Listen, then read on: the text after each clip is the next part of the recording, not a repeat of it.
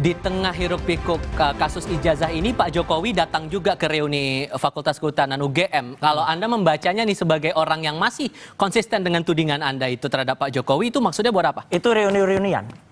Nggak ada, nggak mengubah sedikit pun ya, 1 milipersen pun nggak mengubah tentang tuduhan ijazah palsu. Dan satu lagi, dia nggak berani pakai kaos warna biru. Harusnya kalau seorang alumni, pakai dong kaos kayak gini. Apalagi itu? Ini apalagi alumni Gajah Mada, bener kalau ini.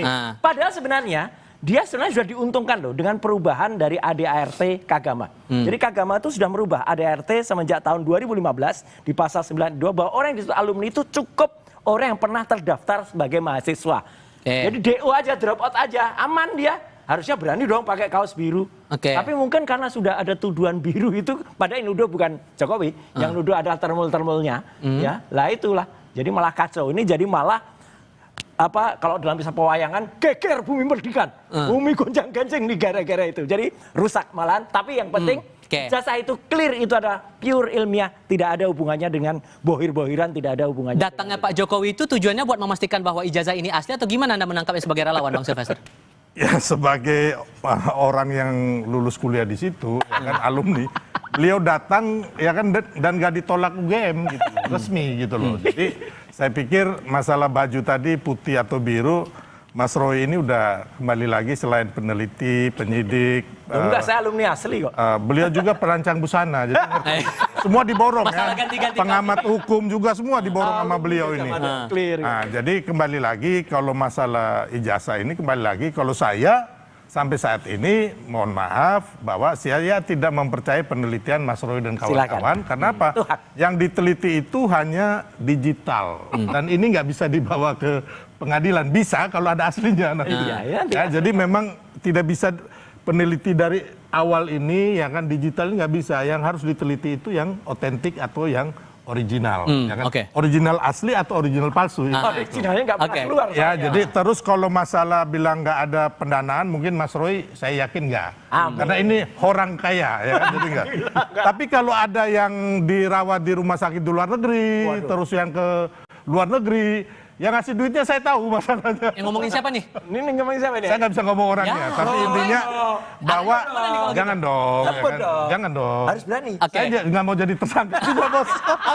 Nggak enak, nggak. Intinya bahwa dalam politik pendanaan itu pasti ada. Kan dana operasional untuk gini.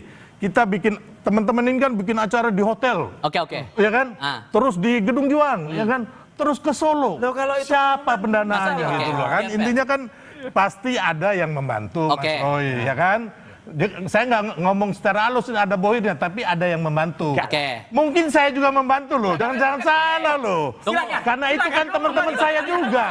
Nggak yang di situ teman-teman saya juga, gitu loh. Anda menangkap ada pesan politik di balik Pak Jokowi datang di tengah hiruk-pikuk ini? Ya saya kira sederhana, tentu sebagai upaya untuk mengamputasi persoalan ijazah ya.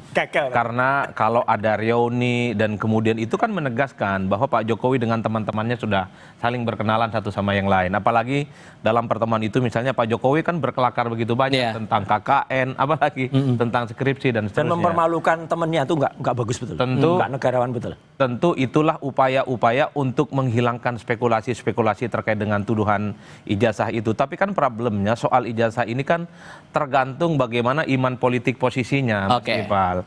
Kalau berada di posisinya Bang Roy, apapun yang dilakukan oleh Pak Jokowi pasti salah. Tapi kalau berada di posisinya Bang Sylvester, apapun yang dilakukan oleh Pak Jokowi pastinya benar sebenar-benarnya. Itulah yang saya sebut agak bingung saya pakai baju, pakai abu-abu, cari aman sebenarnya. Karena ini bukan soal faktual dan tidak faktual, asli ataupun tidak asli. Tapi sangat tergantung bagaimana posisi politiknya. Dan tentu tidak semua orang akan memahami ini secara konkret.